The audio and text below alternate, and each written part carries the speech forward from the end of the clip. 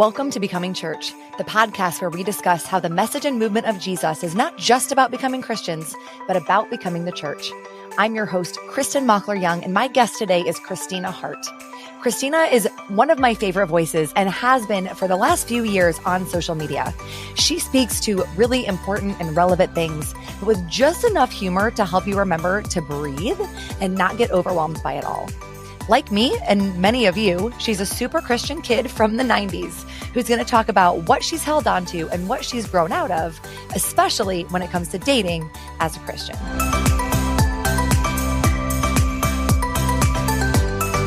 Kristina Hart, welcome to the Becoming Church podcast. Thank you for having me.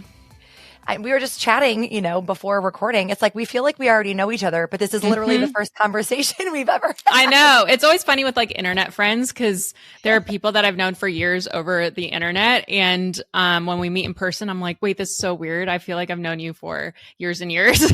Yes. Well, even when I was prepping our episode, I have like a roughly set number of questions that I send to my guests. And with you, I was like, here's a couple. I feel like we just got it. Like it's going to be great. Flow. Yeah. Great. Good.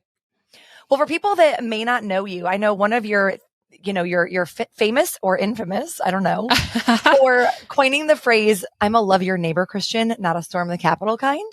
Mm-hmm. Very much what we're about over here. And so I wanted to let people get to know you a little bit, kind of based off of that. So we're going to do a quick Q&A. Okay. So people can get to know you. So, we were already kind of going like, love your neighbor Christian, not a storm the Capitol kind. So you're going to have to pick like an either or. Okay. So is it a, what would Jesus do bracelet or a Jesus is my homeboy tee? What would Jesus, wait, hold on. Oh, you have it right there. There you go. I found it in a vintage store and I was like, I need this immediately. And then, it's so funny. I was wearing it. And then one day I was wearing my shirt that I'm a love your neighbor, not a storm. And I'm like, this is so intense. Like I'm like, this is a lot of Christianity going on. And then when I just wear the bracelet, I'm like, people probably don't know what side of the aisle I'm on, it's like something now you have to think about. So It's funny. Which is wild. I love that you were just channeling all your 90s vibes with like, I'm going to do a shirt and a bracelet at the same time. Yeah, exactly. Okay, next one. A Lent fast or Whole30? A Lent fast because I can choose how minimal I want to go. That's exactly what I was thinking. I'm like, because I have control over what that actually Right, exactly. Okay, altar call or Hell House? Oh. Altar call because Hell House, I feel like I still have like trauma from it. Yeah. Did you go to those when you were younger? Yeah, I remember we went to when we would have summer camp. We'd go to a Christian camp, and we definitely had that. But altar call, I've given my life to Jesus like 57 times. Like anytime they were like, anyone want to give their life? I'm like, I just want to make sure we have an understanding. I remember my boyfriend in high school once was like, he was a couple years older than me, and he was like, hey, you don't have to do this. And I'm crying and I'm like, but what if I do? Like, what if I just want to make sure God knows? I know. Same with like the 900th time, but like, what if this is the one that counts? I want to make sure I'm saved. Okay. You have a prayer request. Are you going group text prayer or vaguely throwing something out on social media? I think definitely group text because I've done the thing where I've thrown things on social media and I'm like, you know what? You do not want people's opinions on like real life things. Yes. Fair. All right. Veggie Tales or DC Talk? Veggie Tales. Just big fan. I was Larry the Cucumber. I remember in youth group, stuck with me, What do you mean you were Larry the Cucumber? Well, I had to dress up and I don't know why they gave me Larry the Cucumber. First of all, I'm short and I'm a woman. So but I think they needed someone. And so I literally dressed up as Larry the Cucumber and claimed to fame. That's awesome. I'm like, that was like childhood and then like youth group for me. Those two dynamics, Veggie Tales and DC Talk. I definitely had an era of each. Yeah. Well, I mean, I feel like most people would say DC Talk. Like like Jesus Freak. That was DC Talk, wasn't it? Yeah. Yes. Yeah. That was like, all of us claiming that we're Christian. Right? Bold. Right? We're so bold. Bold in our faith at 12. Okay, a couple more.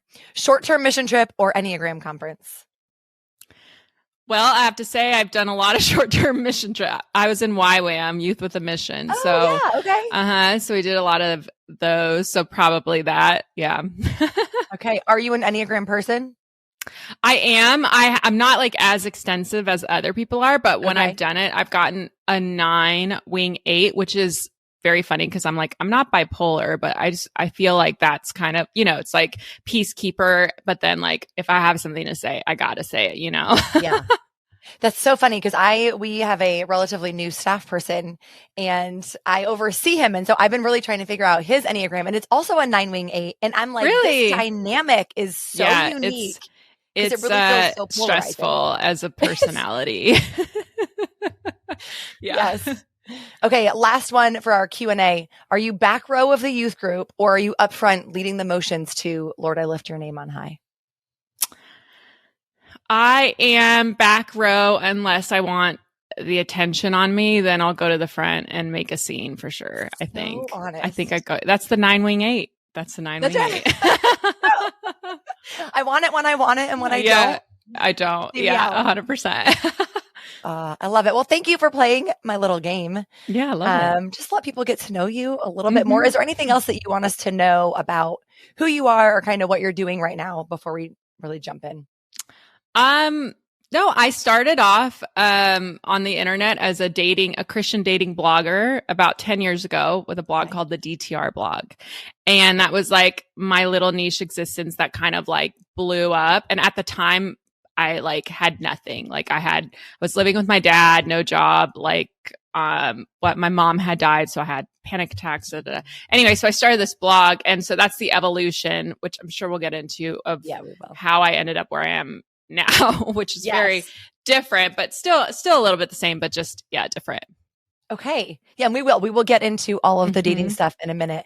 Before we do that though, so back to this shirt that you have. I'm a love your neighbor Christian. Oh, yeah. From the capital kind, right? Have you always been active in speaking out about politics? Because this is obviously, it's a political statement, right? Like, have you always been active in politics, or did you just kind of fall into it? I have a little bit different background where, I'm from an immigrant family. My family's Iranian, so they're from Iran. And so Persian is also another way you can say it. It's like that's a more fluffier way to say it. Okay. But your family's from Iran. Yes, they're from Iran. And, so I was never like conservative. I voted for Obama. Like that was just because as an immigrant, you just have my parents had a different outlook on things. Sure. But so I wasn't political in the sense of like speaking out the way I am now, but I was always interested in politics. Okay. But when I became a dating blogger, I was just writing on the internet, never expected it to blow up. I would talk about like dating, mental health in the church. And but like in 2016, I didn't vote for Trump, and I came out against Trump, and from, the get-go, and people had a huge problem with that. And I had no idea that the evangelical church, like that people had a problem. Like I just thought everybody thought like me. And so then the evolution of that, I became quote unquote this political person, just the nature of like my interest, but also not realizing people thought entirely different, So that's kind of how that started. So you have been, I feel like I fell into it recently. Just a couple episodes ago, I put out a full episode on Christian nationalism and actually talked about how I did vote for Trump in 2016. And that was kind of one of my like turning point moments where I was like, what am I doing? And I've been complicit in all this stuff without realizing it for so long. But so you've really been doing this work kind of for years. I mean, I guess just secretly I was undercover. So a part of it is, I never told people I was Persian, or in person I would, but like on the internet, I was Kristina Hart. My last name is actually a long Persian last name, but Hart is way easier to go by. And that was like an easier pen name. Okay. So, I started going by that, and so people just thought I was white, and I was like, this is great because it's just, I don't know, easier existence. Right. And I think I didn't really talk much about politics until I started to see how strongly the narrative was, being pushed on people of what you should think, what you should believe when it comes to politics if you're a Christian. And I just was like, wait, what? Like, because I had never thought those things. I had struggled with other viewpoints, I think, in church or evangelicalism that, I was told you have to believe this way about gay people or things like that, right? But I never politically aligned with any of that. It's just I was too scared to vocalize what I thought. So I just kind of abided by what I thought I should. Sure. But until I came out against Trump and I wrote a blog post about it, and I lost, I think I lost like 8,000 followers in 2 weeks. And I was like, wow. Yeah. I was like, oh, and I don't have a ton, like I had 30,000, then I have it now. So I've gained at least 8,000 people that are of the same, more similar mindset. But it was a big, surprise to me, and then that just made me more interested in having these dialogues, ensuring that people hear other perspectives, and just understanding, hey, like you were raised in this environment, this is what was told to you, like you now think differently, like what did your path look like? Because mine was very different, Yeah. Did you have a turning point moment either then or more recently because what I love about what you do, and I think what maybe attracted us to each other, is like trying to talk about this all, but doing it through the lens of, Jesus, like not just like, hey, Christianity and the church and what we've been taught, but like actually what does Jesus say and what does the gospel tell us to live out? Did you have kind of this turning point moment either then or now where you were like, oh, I have to begin showing people like the error of their ways kind of? I remember I was in LA and it was during COVID, and there's a kind of homeless population in downtown LA called Skid Row. And I remember a guy named Sean Foyt. He's a worship leader with Bethel. And I was very much of the Bethel crew. I was very much in charismatic. My mom was a convert to charismatic Christianity. So like that was very much like what I aligned with. Okay. And I remember during COVID, he wanted to lead a worship thing on Skid Row. And, they have a lot of leaders on Skid Row. They have like a homeless nonprofits like to help feed and serve the people. They have church there. Like it's a actual community, right? Okay. Even if they're homeless, it's community. And we all know that being in LA, but he went against all the COVID kind of stipulations and stuff, which sure, we can all have different views. Like I totally get that. But he went against that, went in and with all of his people, and they start going and like kind of praying for people and going up to them, and the leaders or like the people in the residential community were like, please don't do that. like, people here are really vulnerable, and honestly, they're just really hungry. Like if you have, what I mean? Like, and that to me, actual needs. Exactly. And that's when I was like, Jesus cared about the practicalities of people's lives. And that's something I have always felt with church, with like mental health, even with dating. And like, I'm really passionate about helping people's practicalities and like the things that they need in life. And I feel like I really love churches that invest in that and that do that. And I felt like that was lacking for me in different environments. And that was kind of like a point where I was like, okay, we need to really do better. And that's when I became a little more unapologetic, I guess. Yeah. Well, and you do it all with humor, which is that is a gift. That is a true gift, because I think sometimes people try to be funny, or even sometimes people who are funny don't know how to pair it with like something that's serious and something that really matters. And so, yeah, I followed you for years. Really? Yes. Oh my God, I didn't know that. I thought you like just were edgy Kristina Hart or whatever. No. Oh my God, how funny. I know. I kind of miss that now, but I'm like, I think people take me a little more seriously now. Yeah. I was like, this girl is snarky and she's funny, but also like she's making some really valid points. And thank you. Thank you. Yeah. Talk about that. Like, how do you find, because it's not that these things are funny, right? But humor is a door to conversation. How do you like pair those things together? Well, I think it was a lot easier when I was just like a dainty little dating blogger, because I would make these like little Christian jokes that was so relatable for everyone. And then as I started to expand and want to have like deeper conversations or cared about other things, I wanted to try to find ways bring humor into that, because I do think it breaks down barriers, and you can't help it if you laugh. And if you do laugh at something, you're like, oh, wait a minute. Like, it's a lot harder to hate someone, if you're laughing. Right. And I thought, oh, okay, maybe this can be a way that I can bring conversation. I will say, though, like about 2 years ago, I think I got really jaded and tired, because I feel like things just got more and more intense, and then kind of harder to find the humor in it. And so I think I took a step back a little bit. And then I got my bearings and kind of like where I was at taken care of. And then I jumped back in, and now I feel good. And it is certainly hard, but I just think it's needed. And even if it's a challenge, I would like to still challenge myself to try to do that, because I do think it helps.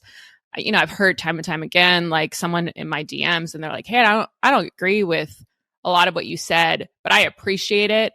And it makes me think. And I'm like, great. Like, I love that, Good. Yeah. Yeah. Goal accomplished. That's the thing. And sometimes it's accidentally, like the shirt. My friend and I were having a conversation about dating and what to put on the dating app so that we attract men that like have the same kind of mindset we do. And because I'm like, what's the point of like going out with someone if you're on two ends of the spectrum? It's not going to work, right? Like if someone's, which is fine, but I just, you don't want to waste your time. So I was like, oh, I'm a love your neighbor Christian, not that kind of Christian. And then she was like, I'm a love your neighbor Christian, not a storm the Capitol Christian. And her name is Kinda. And so we joined together. We're like, you know what? Like, this is it. This is what we're going to do. And so we put it on our dating apps. And then to this day, I see it on other on like guys' profiles. And I'm like, that is so funny. Should I tell them like, hey, it originated with us, That's awesome. Well, I'm going to link up your shirt so people know, because like anything else that is witty and great and successful, then like other creators take it and rip it off and whatever. So your shirt is available in lots of places, but we will link up. It is. Thank you. Thanks so much. Yes. Yeah. All right. Well, talking about dating, I'm sure your True Love Waits ring is still just as shiny. Yeah. But you are a successful, established woman living out your calling who just happens to be single. Do you feel pressure? Do you? I feel pressure. Rhetorical question. Do you feel pressure to like date or get married, or is that kind of, old school way of thinking? I did. All I wanted was to be married. All I wanted was to marry a Christian guy and be like the Christian power couple. That was like I would have never said that out loud, but that's what we're on stage at church and we're just like funny and we're like leaders. And that's, what I really wanted. And I think that was kind of, growing up, that was a little bit imposed on us of a narrative that's like the dream marriage and the dream of what you want in life. And so I think the older I got, realizing, hey, like, I don't think that this fantasy is necessarily a reality. And I don't even know if I want that. When I started to really, I guess you could say, deconstruct, like, my place in evangelicalism or the Western church. Like when I started to think about my place in that and like my belief system, naturally the dating deconstruction happened too, I guess you could say. So I really looked into like, oh, what do I actually think and believe? And I was so strongly impacted by purity culture that to this day, I still struggle with certain thoughts and beliefs of like what's okay or what's not, it's just really deep in you. But now I can say that what I thought was my dream is probably my nightmare now. And I'm very like a lot more confident in who I am. I don't feel that pressure anymore. I think like if I want it, I can have it. And when I find the right person, great. But I genuinely don't feel pressure or like this gnawing, like, oh, I want this so badly. I actually don't feel that. And I think sometimes people think there's something wrong with me. And I'm like, no, like I know a lot of women my age who are of the similar background and where we're at. And a lot of us think like this, and I do think men also, it's just kind of like, we're happy and we're allowed to be happy and not just like your identity isn't in like, hey, Kristina, are you dating anyone? Or which you can ask me, but I mean, like that doesn't have to be the sole question that is asked of a woman at my age, Yes. Yeah. Do you think it's because we still assign value to people based on their marital status? Like, do you think that's where the pressure comes from? I think so. I think, beyond church, I think society has done that. And I think historically, I just read a book and it was about FDR's Secretary of Labor, Frances Perkins. And she was 30, I think, when she met someone, but like this was back in like 1920s. And she was talking about that pressure and like people and just reading that perspective. It's like women have had to fight a lot to get to where they are now, where we just genuinely can live our lives. And I think there's a lot of narratives that were placed on us. And so there's a lot of unraveling that we have to do in different capacities. What for the person that's listening, because I know we have single people listening. I was going to say women, but really single people listening. Some of them really are still trying to find that person. Like that's a desire that they have. Some of them, I think, maybe want to get more to the place where you're at, where they're like, if it happens, it happens. But if it doesn't, like, I'm still cool with that. I know it's like two different audiences. Like, what would you say to each of those? Yeah.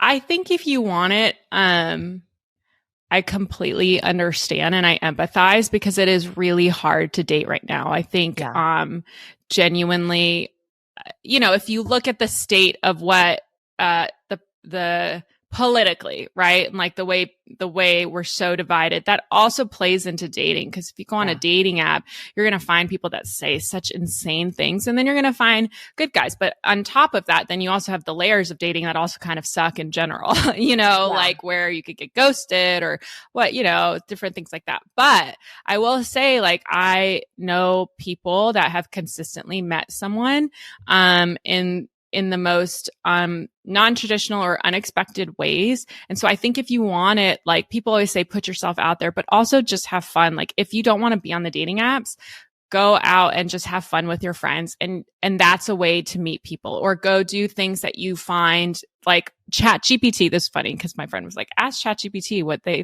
it thinks that you should do.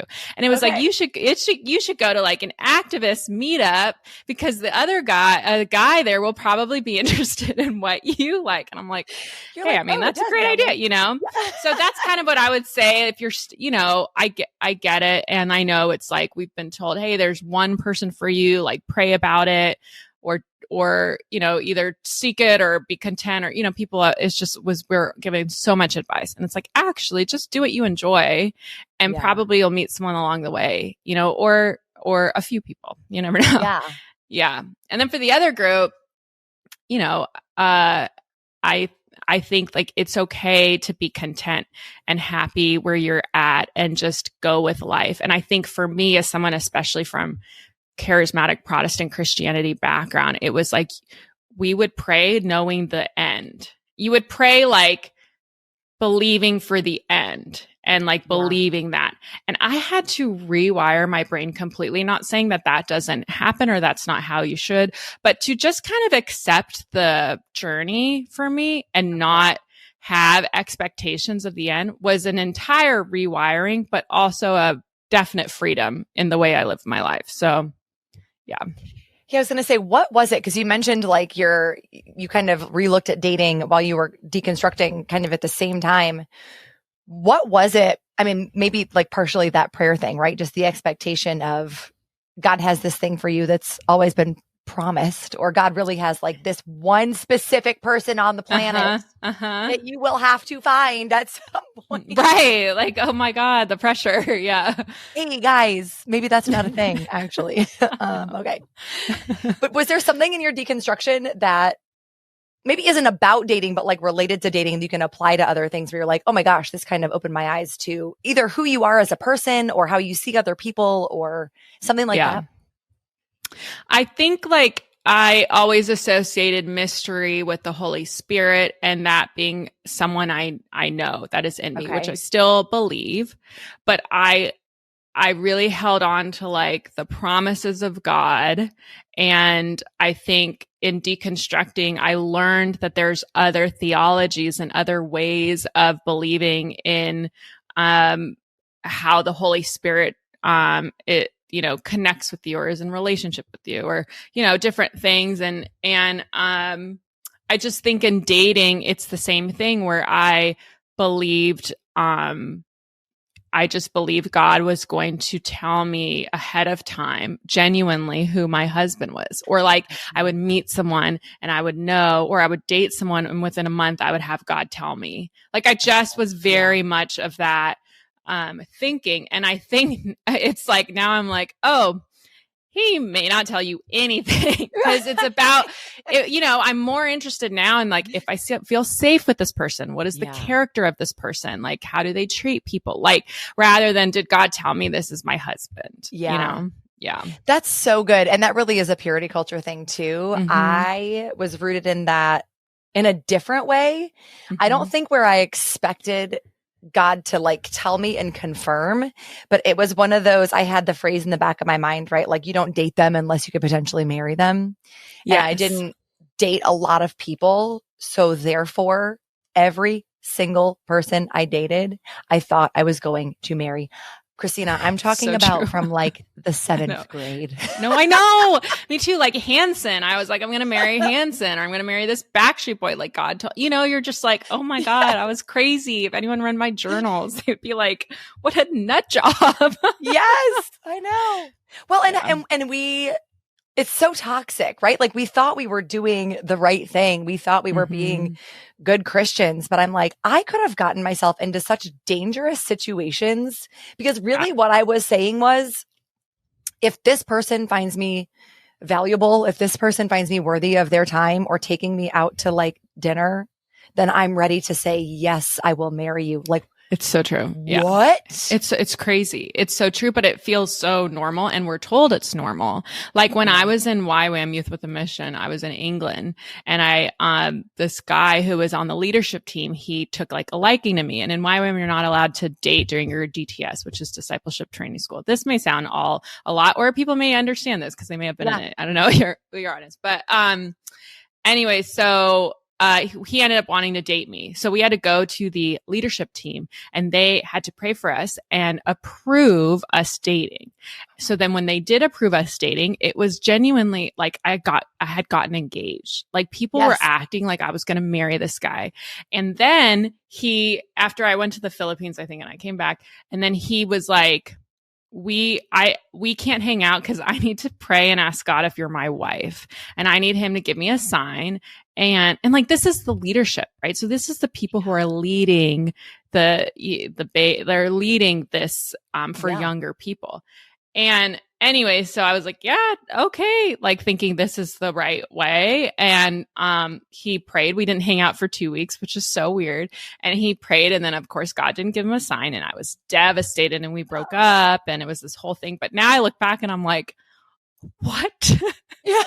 You're like, oh my gosh, like poor little Kristina, like this is not the way, So toxic is definitely a word that can be used for it. Yeah. I need to find my college journals and just burn them. I know. Before my daughters find them, because it is literally like, how narrow focused was I? Literally, I mean, pages and pages of like, is he going to propose to me now? Can you just make him propose to me now? Can you just make him commit? Can you do this? Can you just give me a sign? Yeah. I know that he wants it. We talked about it, but like, why isn't it happening? And now, holy mole, like, sliding doors moment. My life could have gone any which way. Mm-hmm. Yeah. Sometimes I look at him on social media and I'm like, oh, God kind of saved me. Like, I'm sure he's a great person, but living a very different life than the 100%. Life I'm living. And I'm like, yeah. I used to be like, can you make him call me, and that'll be a sign that I'm supposed to be with him? And of course the guy would call random, like just because that's what you do when you're dating. And I'd be like, oh my God, I'm going to marry this guy.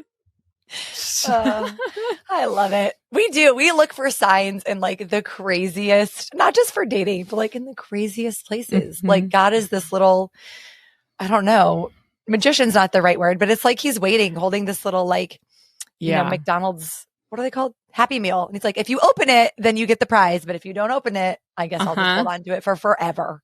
Exactly. Yep. It's very true. And I think like in my deconstruction, like I still believe God shows you things where you can have that, relationship, but I don't live my life thinking about it every day, expecting it, looking for, I kind of just allow life to happen or accept life on life's terms, and was a big lesson for me. Yes. Well, I've been thinking and writing a lot actually about certainty and how we based our faith on certainty. And really, this is kind of the same thing, right? It was like the certainty of knowing there is someone for us. God is going to make it clear, all of this stuff, when really you like, even if you're not dating to marry, you can just have so much better experiences, like you said, to have fun and meet people and not go out and be like, no, I'm so focused on finding this one right person. Yeah. Just letting life happen.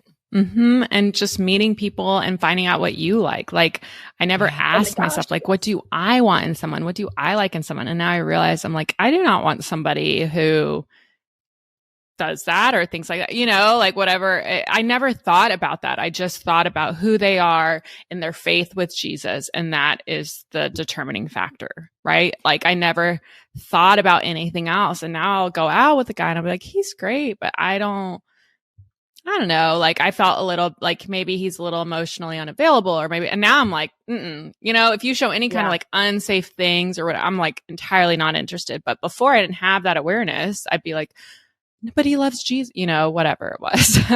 I'm so glad you said that. Because I know, at least for me, I think it was connected to like, I was always told that pride was wrong. And so like being happy was wrong. And what that meant was like, if I even thought about myself for a second, I was sinning. Yeah. And that is too, again, how people get into dangerous relationships. Yeah. I never thought about, it's Julia Roberts, right? And like how she likes her eggs in Runaway Bride. Oh yes. Oh my God. I love that movie. It's totally you change it. You just exactly. Like I'll just morph into whatever he needs me to be. Or it's like, it's not about what I want. It's about what God wants. And and like, these are all just, I'm sure there's truth in there, but we just skew it to a way that is unbelievable and so unhealthy for us. Yeah. And I had to, more than anything, learn about expressing my feelings, emotional wholeness, wellness, like all of that, and that was, and that my feelings are not bad, and that my I think I was also taught like your feelings are bad, so just negate them. Don't listen to them. Listen to what God is saying. And then you're like, I don't know how to express anything. So then of course you're not. Of course I'm single, right? Because I haven't been able to learn how to express myself or what I'm feeling. So I think that journey is probably relatable to people with that experience. But I certainly felt weird and behind. All my other friends are married or children. But now I just accept myself, Yeah. Well, and God wants that for you too. I think we just have to move the mind frame of like, God wants us to have this person or be in this relationship or attain this status to like, no, God actually does want you to know how your feelings work and to understand and for you to be whole and healthy on your own. Like, God actually wants that. Yeah. I mean, David was very emotional and all he did was talk about how he felt. And I'm like, why were we taught like not to, I feel like a lot of people in the Bible are emotional. Yeah. Yeah. Well, you mentioned to me earlier that single women seem to be maybe more driven and established compared to single men. Oh, no. I'm sure that plays into it. Why do you think that is? Okay, I do feel like I do feel like men are established and men are, but I will say, I think women have had to work hard to make it for themselves because no one else was going to show up for them or help them. Like, it's kind of like you're expected to get married, but then what if that doesn't happen, right? Like, you're on your own. And so then you have to work hard to build that life for yourself. So naturally you get to my age and it's like, we all work hard. We have dreams and passions. We want to help change the world. And you want to find someone that fits that and that counterpart. And for men, I'm sure it's similar and the same. It's just that there are a lot of men on dating apps that like, still live at home or like just don't have drive or which is not all men at all. Like, sure, there are certain, like if you're single and you have a job, call me and, in your audience, but, but I also think that makes it harder now for all of us our age because we're so comfortable in our lives. And that is not a bad thing. That is a good thing, but it does make it harder to bring someone else into that, for both sides. So I think naturally, I do think that people will take that, skew it, and shame women and be like, you chose a job over a man. And it's like, no, this is a matter of survival. Like, if I didn't have a job, where would I live? Who's going to give me money? Like we had to do that. Or people are like, well, you could get married. And it's like, that's not why you get married. Like, like that's really actually a terrible reason to get married. It's a terrible reason, but they like it's like, oh, I thought I should get married for love and for, and it's like these agendas that are terrible. And it's like, just let people live their lives, let women and men. Yeah. Are you seeing, just thinking about like the dating apps and, all of that, and just the trends that I'm seeing, even people talk about on social media, are you seeing a weird uptick of like men looking for trad wives or that kind of like traditional, has that been part of your experience at all? Yeah. Well, I certainly think I don't think that there's anything wrong. Like my viewpoint is I want women to be able to choose whatever life that they want, right? If you want to stay, like, please.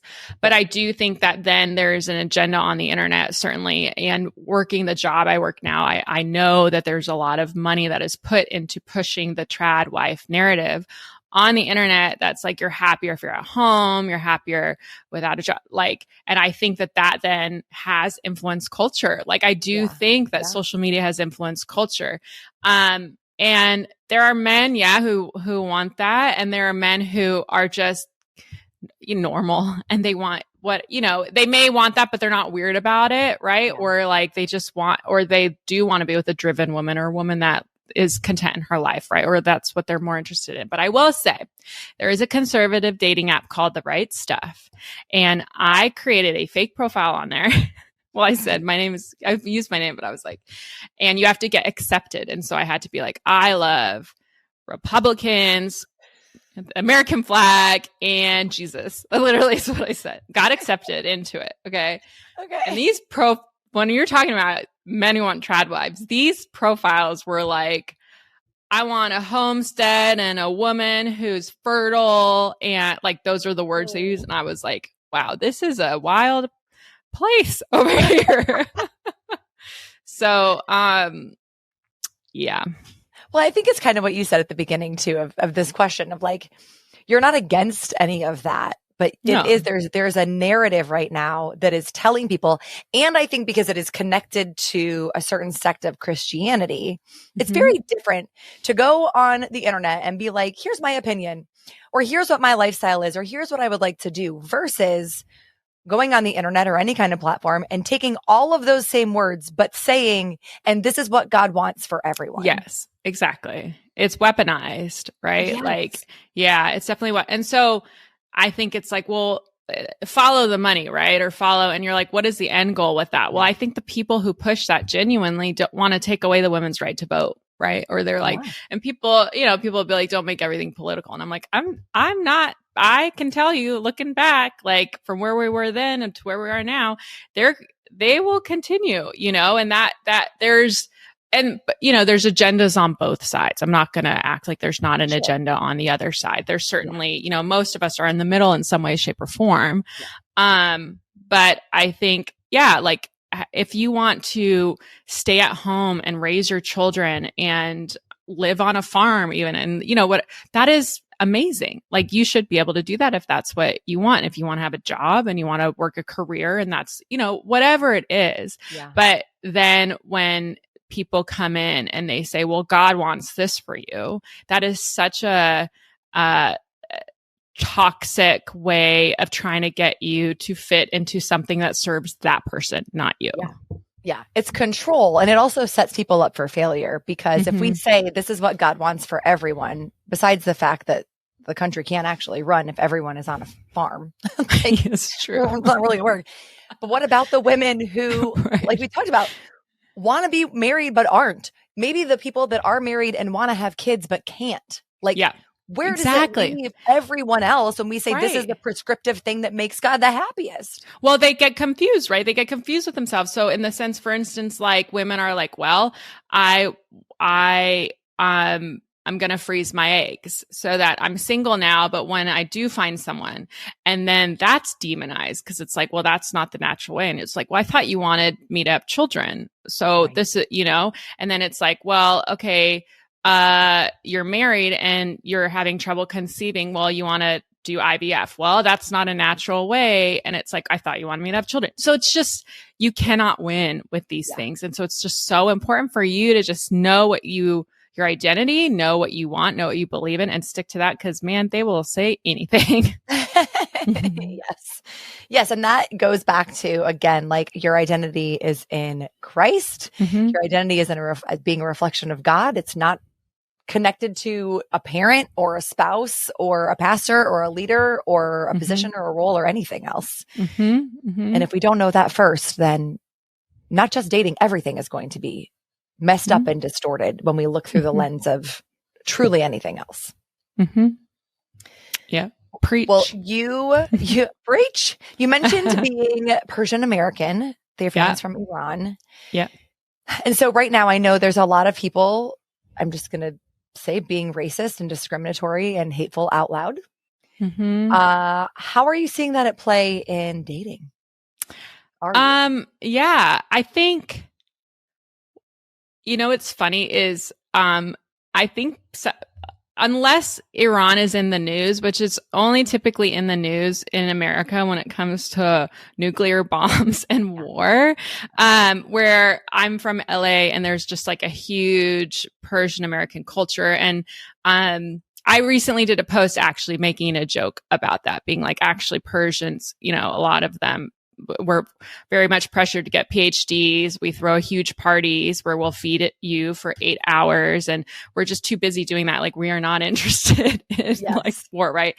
And all these people actually commented with all these beautiful stories of Iranians that they knew or met that really had that hospitable personality and stuff. And so I feel like in dating, it's funny because people either know the culture or they don't at all based on proximity, which is totally fine. But I will say, if I say my family's from Iran, they sometimes will try to find their most connected thing. So like, they'll be like, I knew someone from Iraq. And you're like, cool, that's an entirely different country, but awesome. Yes, the Middle East, that is the Middle East. Or, or it's like, I make a joke actually. And I'm like, and then I said that to a guy and he's like, I love Aladdin. And you're like, that's great. Like, that was more of a joke, but like, it's kind of like people either know or don't know, and it's totally fine. And it's a conversation, and I'm happy to like introduce that.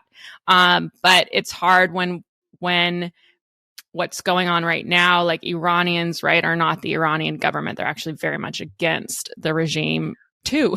And, but based on narratives, right, then people will just see Iranian and think maybe terrorist and it's like, that's awful, right? Like they're not that, we're not that. So I think that can be hard, but in dating, it's more funny, if I'm honest. Okay. Well, for people that are listening and they're like, oh, I did think Aladdin was from whatever, able to, with humility, admit, like, I really only understand Persian Americans or Middle East or Iran, Iraq, whatever, like all of them, which most white people are just lumping in as just one big, gluttonous like thing.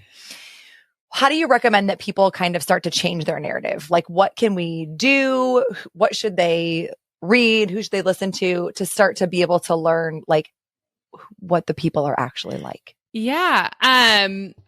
I am happy to like give creator names. There's some wonderful women, and there's male comedians that are funny, and I'm happy to give that list, and you can maybe put their names if you want or whatever. Yeah. And I think it just humanizes Persians to be exactly like you are, or exactly like your audience. Like we are, like, I'm very similar to you, right? The only difference in that context is my family was born in another country. And so I think it's a strength, or diversity is a strength. Like I get to know about your background and your history, and then I get to bring that my own into our friendship or whatever, right?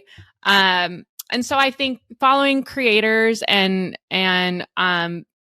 there are great authors. Persepolis is like a great, it's like a famous Iranian book about refugees and stuff. But it's there's all kinds of things like that. But ultimately, I think probably what is the most helpful is meeting someone. So I know that can be hard. And so just you having me on your podcast actually, helps. They can meet me virtually. Yeah.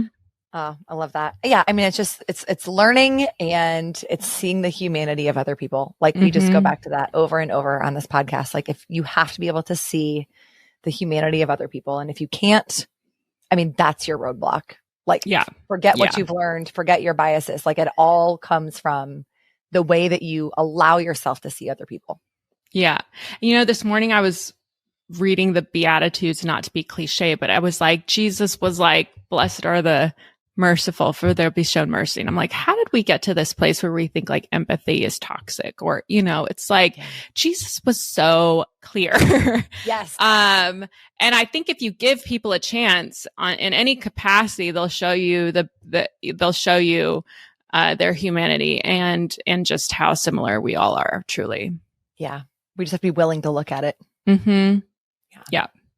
Well, Kristina, last question for you. Because the podcast is called Becoming Church, how can the people listening become the church to the people around them? Yeah, I mean, we can all love our neighbors more. At the most basic level. No, I think we're in a time right now where people are scared to talk to other people, or it's a little bit easier for us to be segregated or distant or just stay with our people. And I think if we can make ourselves a little more vulnerable and step outside of that and try to talk to someone we normally wouldn't, or try to think or pray about someone we normally wouldn't. I think that can be something that pushes the church forward. Yeah. I love that. Vulnerability, a little bit of challenge there. But yeah, it's not hard. And it is connected to loving your neighbor. So not storming the Capitol. Well, thank you so much for being here. Thank you. So great. You're such a wonderful host. Oh, thank you so much. Well, we will connect again. I'll get that list of creators from you and we'll drop them in the show notes for everybody. Thanks awesome. Thank you, guys. Have a great day.